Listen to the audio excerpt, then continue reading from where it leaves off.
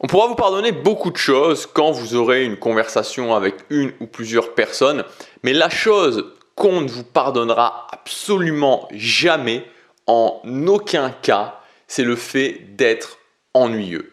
On pourra vous pardonner d'être maladroit, on pourra vous pardonner de ne pas savoir quoi dire, on pourra vous pardonner vraiment plein d'éléments, mais on ne vous pardonnera en aucun cas le fait d'être ennuyeux.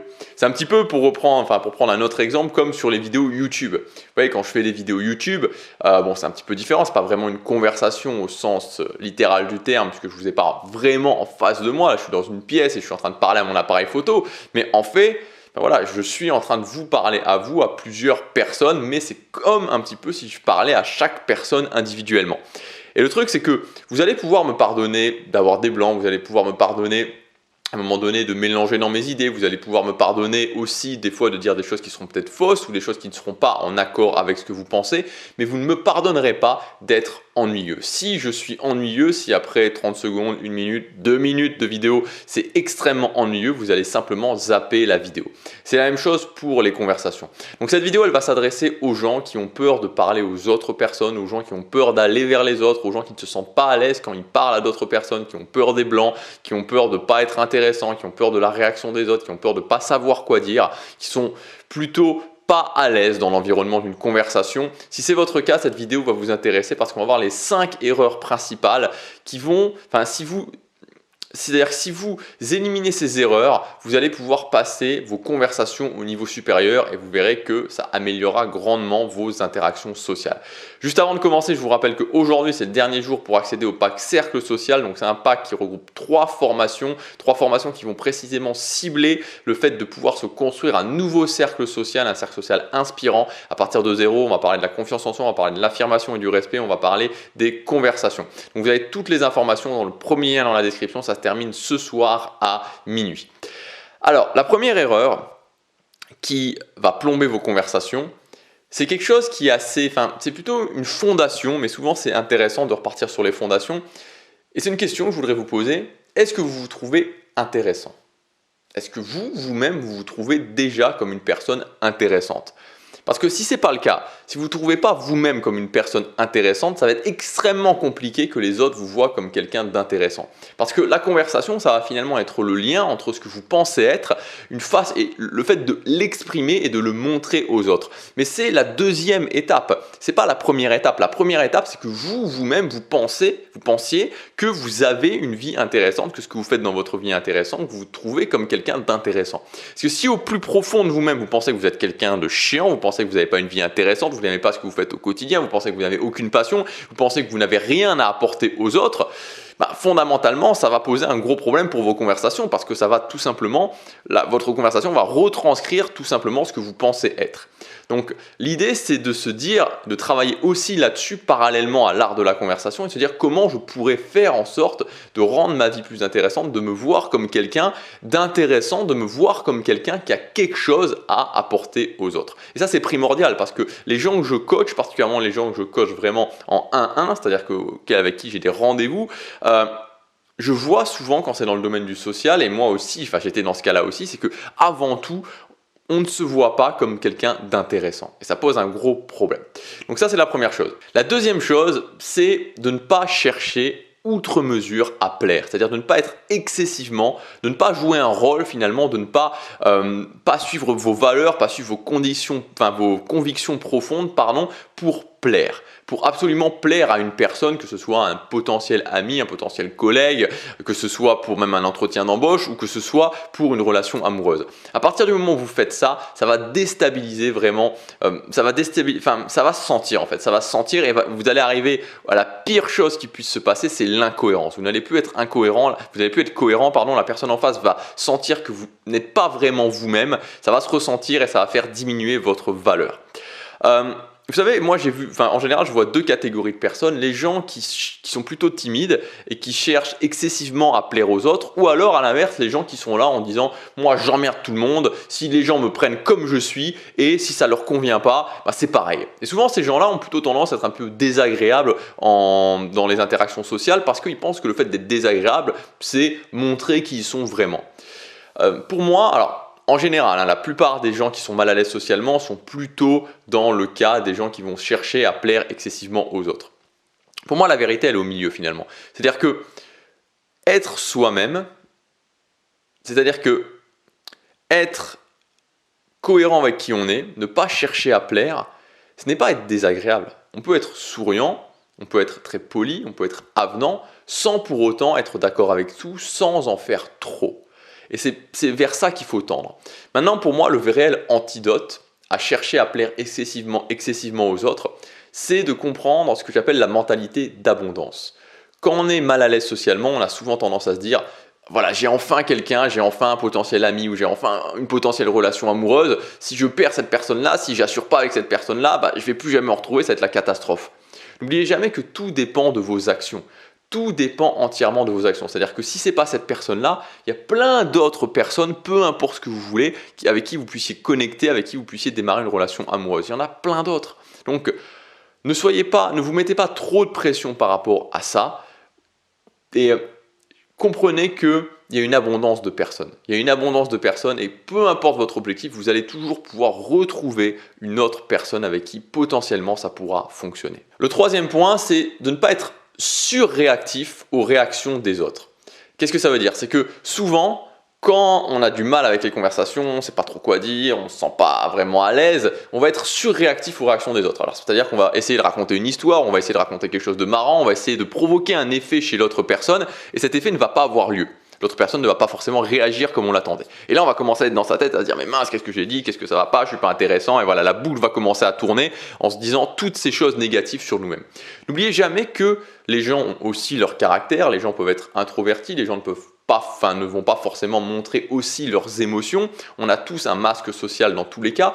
Donc, ne prêtez pas trop d'attention aux réactions des autres. Alors, évidemment, si la personne en face vous gifle, bon, oui, là, prêtez de l'attention. Mais quand on est plutôt dans la non-réaction, souvent, la personne peut vraiment vous trouver très intéressante à l'intérieur d'elle-même. La personne peut trouver que ce que vous avez dit était vraiment bien, ce que vous avez dit était vraiment marrant. Elle peut vous trouver beau, elle peut vous trouver sexy. Elle peut vous trouver plein de choses, plein de qualités, sans forcément le montrer de façon très claire. Donc apprenez à ne pas être trop réactif à ce que les autres vont faire. Essayez plutôt de suivre votre chemin. Moi, j'aime beaucoup ça dans les interactions sociales. C'est dès que je commence une interaction, je me dis, ok, au final, qu'est-ce que je veux dans cette interaction? Au final, est-ce que je veux que cette personne rentre dans mon cercle social, devienne un ami? Est-ce que je veux obtenir quelque chose au niveau du travail? Est-ce que je veux commencer une relation amoureuse, c'est-à-dire peut-être essayer d'embrasser la personne ou d'avoir son numéro à la fin de l'interaction? Qu'est-ce que je veux vraiment? Et de continuer son petit bonhomme de chemin sans pour autant être trop réactif. Et c'est particulièrement le cas dans les rendez-vous amoureux, c'est-à-dire qu'on est en mode séduction.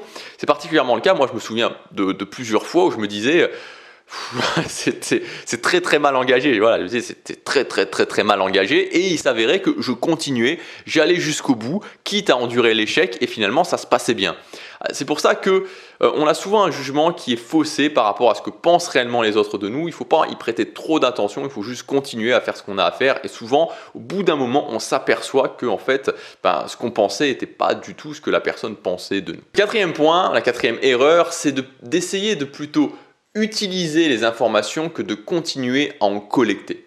On en a souvent parlé, si vous suivez régulièrement mes vidéos, quand je parle d'interaction sociale, plus particulièrement quand je parle de conversation, il faut éviter d'être une sorte de sondeur. Vous savez, la personne qui va dire qu'est-ce que tu fais dans la vie, où est-ce que tu habites, où est-ce que, je sais pas moi, quelles questions on peut poser, qu'est-ce qui te plaît, quels sont tes loisirs, quelles sont tes passions, est-ce que tu es parti en vacances, blablabla, voilà. Donc on est là un petit peu en mode où j'ai un questionnaire de 250 questions et j'enchaîne les questions et voilà, la personne est en face, elle répond et on est dans un mode de conversation ping-pong qui n'est pas intéressant et qui nous ramène immédiatement dans la case. La conversation est très ennuyeuse et n'oubliez jamais qu'on peut tout vous pardonner sauf le fait de faire des conversations ennuyeuses.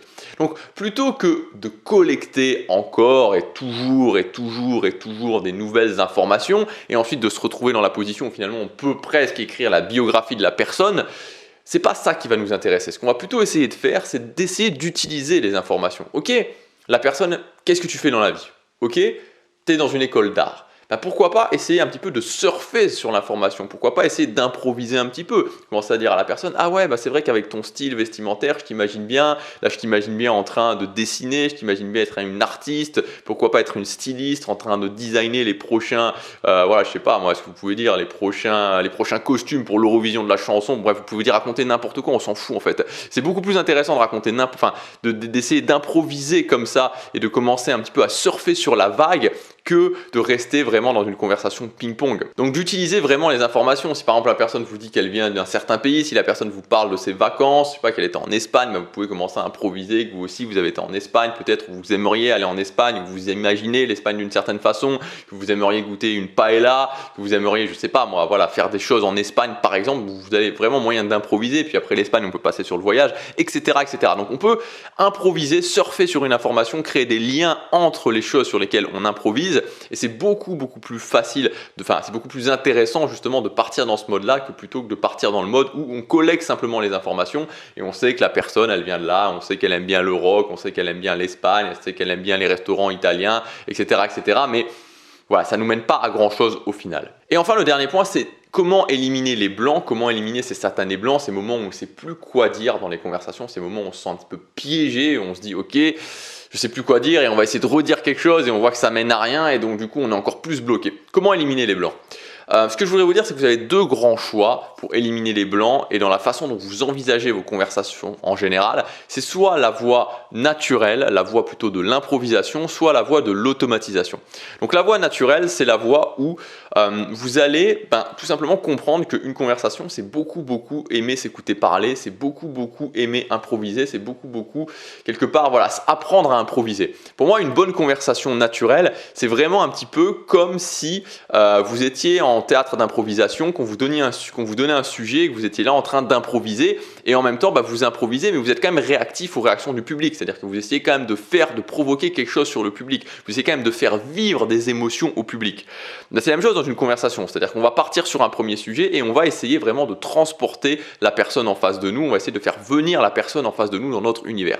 Donc c'est vraiment très proche de l'improvisation, c'est extrêmement proche d'une improvisation dans le monde des conversations vraiment naturelles, dans le monde des conversations où on essaie juste de dire ce qui nous passe par la tête. Et à côté de ça, vous avez aussi ce que j'appelle le monde des conversations automatiques, où là, c'est plutôt une conversation où on va essayer de préparer les choses. C'est qu'on va se dire, ok, moi, je cherche à avoir un copain, une copine, donc je suis plutôt en mode séduction. Où est-ce que je vais rencontrer les gens ? Plutôt dans des cafés la journée, plutôt dans la rue la journée, plutôt dans les bars le soir, plutôt en boîte le soir. Et on va essayer de faire petit à petit des structures de conversation, pourquoi pas même des scripts de conversation qui vont permettre de suivre ce script et d'avoir vraiment une trame, d'avoir vraiment cette trame et de pouvoir toujours revenir à cette trame en cas de problème.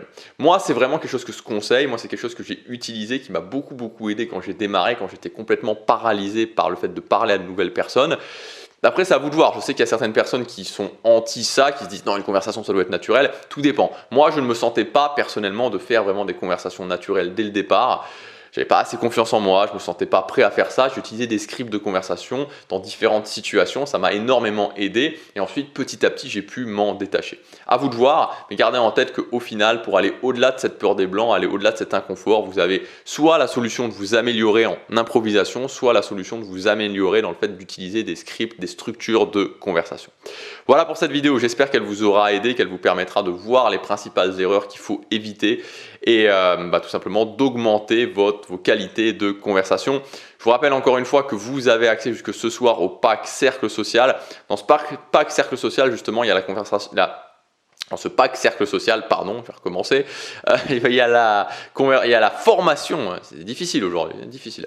Il y a la formation conversation intéressante et dans cette formation justement conversation intéressante, c'est ma méthode où je vous explique en détail comment mettre en place des conversations automatiques, comment mettre en place des structures de conversation, comment apprendre à faire des scripts de conversation et je vous donnerai même des scripts de conversation déjà tout faits, tout prêts à utiliser. Vous retrouverez aussi dans ce pack la formation confiance, 8 semaines pour booster sa confiance en soi. soi et la formation s'affirmer, se faire respecter par les autres. Voilà, donc vous avez tous les détails dans le premier dans la description. Vous avez plus de 450 € de réduction jusque ce soir minuit sur chacune de ces formations, puisque chaque formation coûte 197 € si vous les achetez à l'unité. Et là, vous allez pouvoir avoir ces 3 formations pour seulement 99 €.